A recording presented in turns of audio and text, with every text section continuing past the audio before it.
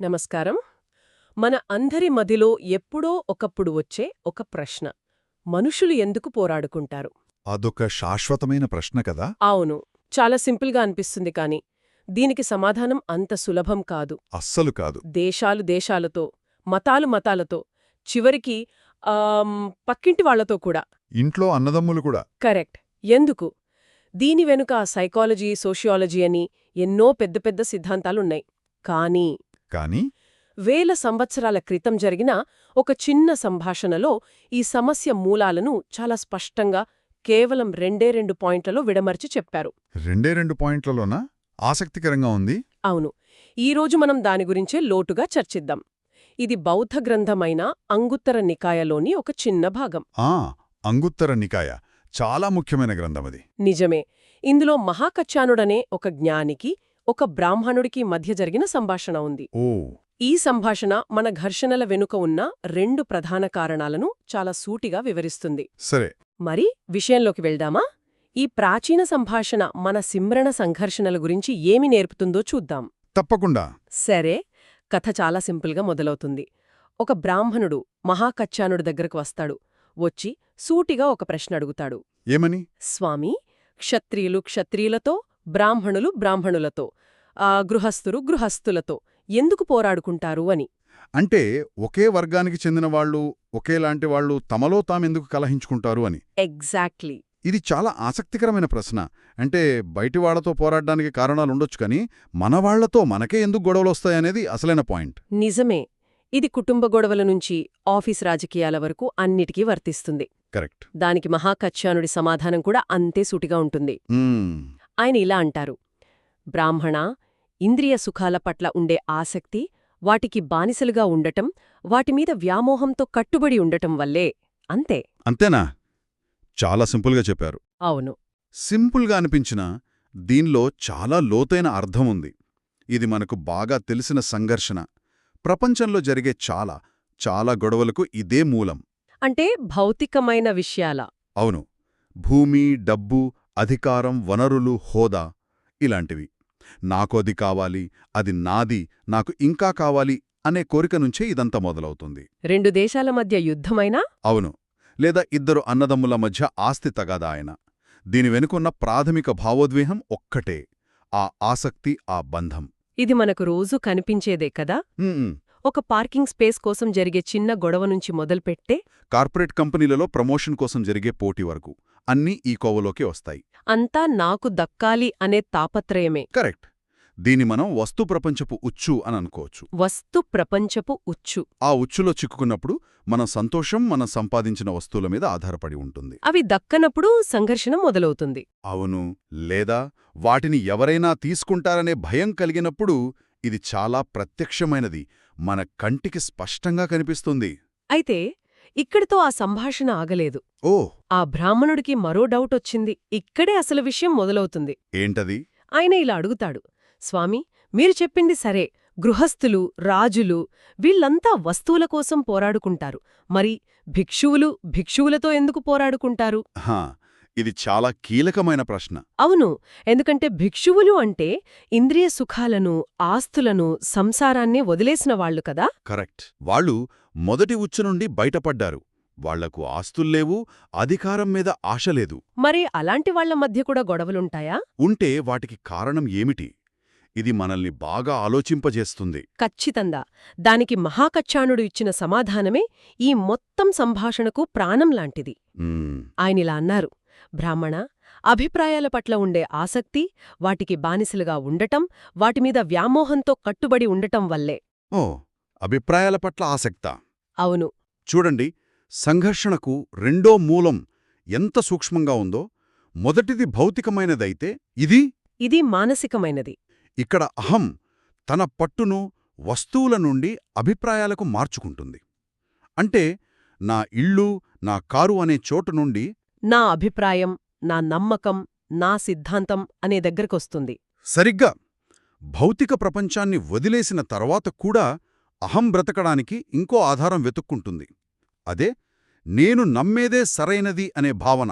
అంటే ఒక రకంగా ఇది మొదటిదానికంటే ప్రమాదకరమైంది అంటారా? నిస్సందేహంగా. ఎందుకంటే ఒక వస్తువును వదులుకోవడం కష్టమే కావచ్చు, కాని మన నమ్మకాన్ని నేను కరెక్ట్ అనే భావనను వదులుకోవడం అదింకా కష్టం గదా. చాలా కష్టం. అది మన వ్యక్తిత్వంలో భాగమని ఫీలవుతాం. నిజమే. దీన్నే మేధోపరమైన ఉచ్చు అనవచ్చు. మన ఐడెంటిటీ మన అభిప్రాయాలతో ముడిపడిపోతుంది. అందుకే మన అభిప్రాయాన్ని ఎవరైనా వ్యతిరేకిస్తే వాళ్ళు మనల్ని వ్యక్తిగతంగా దాడి చేస్తున్నట్టు ఫీలవుతాం. ఇవాళ సోషల్ మీడియాలో జరిగేది ఇదే కదా. కరెక్ట్. అక్కడ ఎవరూ భూముల కోసం, ఆస్తుల కోసం పోరాడరు. కాని తమ రాజకీయ అభిప్రాయం, అభిమాన హీరో, మత విశ్వాసం లేదా ఏదో ఒక సిద్ధాంతం కోసం తీవ్రంగా వాదించుకుంటారు. చిన్న వాదనలు కూడా వ్యక్తిగత దూషణల వరకు వెళ్తాయి. కారణం, వాళ్ళు తమ అభిప్రాయాన్ని కాపాడుకోవడం లేదు, తమ అహాన్ని కాపాడుకుంటున్నారు.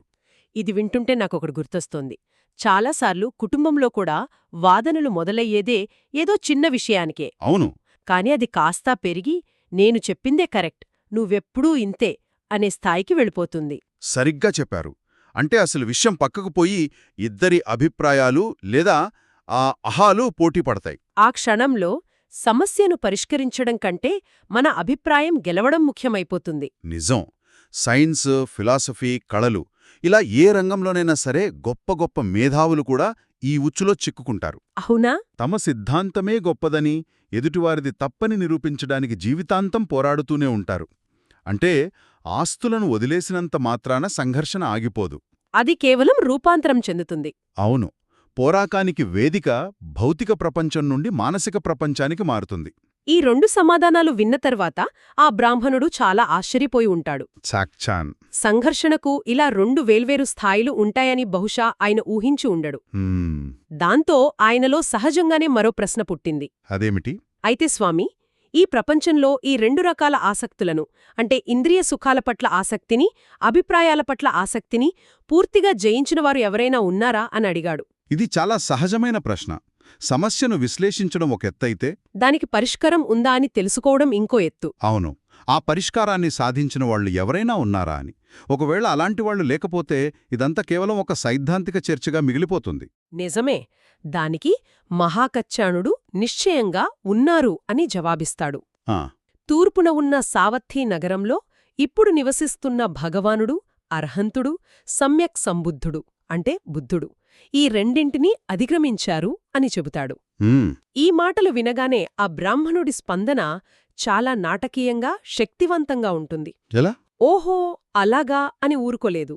ఆ గ్రంథం ప్రకారం అతను వెంటనే తన ఆసనం నుండి లేచి కుడి మోకాలను నేలపై ఆనించి భగవానుడు ఉన్న దిశగా చేతులు జోడించి నమస్కరించి ఎంతో భక్తితో, స్ఫూర్తితో 3 సార్లు ఇలా అంటాడు: భగవానుడు, అర్హంతుడు, సమ్యక్ సంబుద్ధునికి నమస్కారాలు.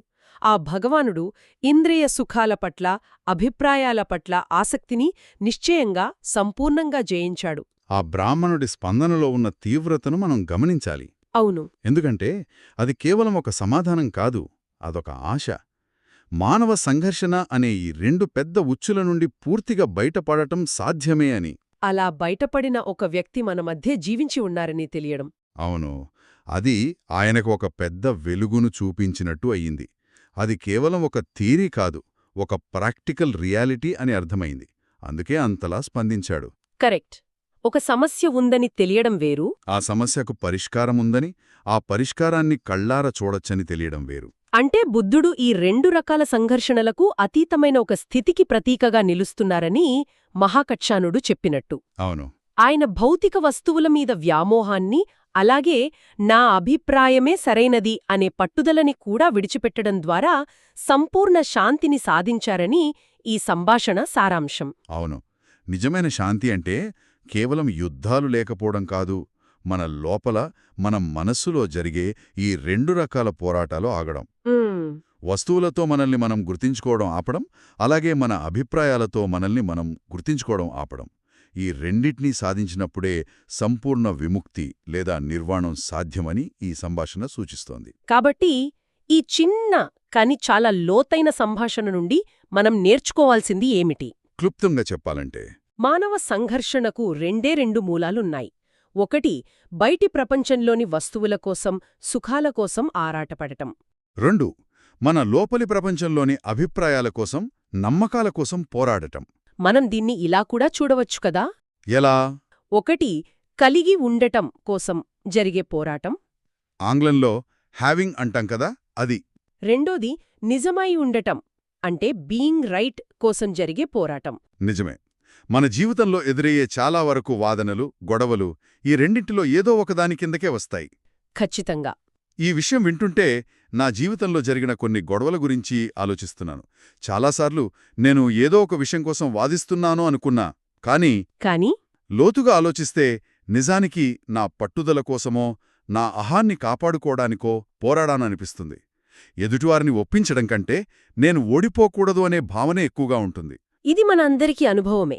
ఇక్కడే మనకొక ముఖ్యమైన ప్రశ్న ఎదురవుతుంది. ఏంటది? ఈ రెండు రకాల బంధనాలకు అతీతంగా జీవించడం నిజంగా సాధ్యమేనా? అంటే ఈ ప్రపంచంలో జీవిస్తున్నప్పుడు మనకు వస్తువుల అవసరం, అభిప్రాయాలు కూడా ఉంటాయి. వాటిని పూర్తిగా వదిలేయడం సాధ్యం కాకపోవచ్చు. మరి అలాంటప్పుడు వాటిని కలిగి ఉండటానికి, వాటికి బానిసలుగా మారటానికి మధ్య ఉన్న ఆ సన్నని గీతను ఎలా గుర్తించాలి? అదే అసలైన ప్రశ్న. ఇది చాలా మంచి ప్రశ్న. ఉదాహరణకు, ఒక అభిప్రాయాన్ని కలిగి ఉండటం తప్పు కాడు, కానీ నా అభిప్రాయమే ఏకైక సత్యం, మిగిలినవన్నీ తప్పు అని బలంగా నమ్మినప్పుడు సమస్య మొదలవుతుంది. అవును. అలాగే ఒక కారును వాడటంలో తప్పులేదు, కాని ఆ కారే నా విలువను నిర్ణయిస్తుంది అని భావించినప్పుడు మనం ఉచ్చులో పడినట్టు. సరిగ్గా. ఆ తేడాను గుర్తించడమే వివేకం. మన అభిప్రాయాలను ఒక పనిముట్టులా చూడాలి, మన వ్యక్తిత్వంలో భాగంగా కాదు. వాటిని అవసరమైనప్పుడు మార్చుకోవడానికి సిద్ధంగా ఉండాలి. అవును. లేదా పక్కన పెట్టడానికి మనం సిద్ధంగా ఉండాలి. అలాగే వస్తువులను మన అవసరాలకు సాధనంగా చూడాలి, మన ఆనందానికి మూలంగా కాదు. ఈ స్పష్టత ఉన్నప్పుడు మన సంఘర్షణకు దారితీసే చాలా పరిస్థితులను నివారించవచ్చు. ఈ విశ్లేషణ మనల్ని ప్రశ్నించుకునేలా చేస్తుంది. మన జీవితంలోని వివాదాలను గమనిస్తే వాటి మూలం ఎక్కడుందో ఆలోచించాలి. మనం నిజంగా ఒక వస్తువు కోసమో, ఒక హక్కు కోసమో పోరాడుతున్నామా? లేక కేవలం మన అభిప్రాయమే సరైనదని ఎదుటివారు తప్పని నిరూపించుకోవడానికి పోరాడుతున్నామా? కాబట్టి మన శ్రోతలకొక చిన్న ఆలోచన. చెప్పండి. తరువాతిసారి ఎవరితోనైనా తీవ్రమైన వాదన వచ్చినప్పుడు, అది మీ భాగస్వామితో కావచ్చు, స్నేహితుడితో కావచ్చు, లేదా ఆన్లైన్లో ఎవరో అపరిచితుడితో కావచ్చు, ఒక్క క్షణం ఆగి మిమ్మల్ని మీరు ప్రశ్నించుకోండి. నేనొక వస్తువు కోసం పోరాడుతున్నానా, లేక నా అభిప్రాయం గెలవాలనే దానికోసం పోరాడుతున్నానా? సమాధానం బహుశా మనల్ని ఆశ్చర్యపరచవచ్చు. అవును. ఆ స్పష్టత వచ్చినప్పుడు ఆ వాదనను ఎలా కొనసాగించాలో లేదా అక్కడితో ఆపేయాలో మనకే అర్థమవుతుంది. మంచి ఆలోచన. ఈ ఆలోచనతో ఈనాటి మన చర్చను ముగిద్దాం.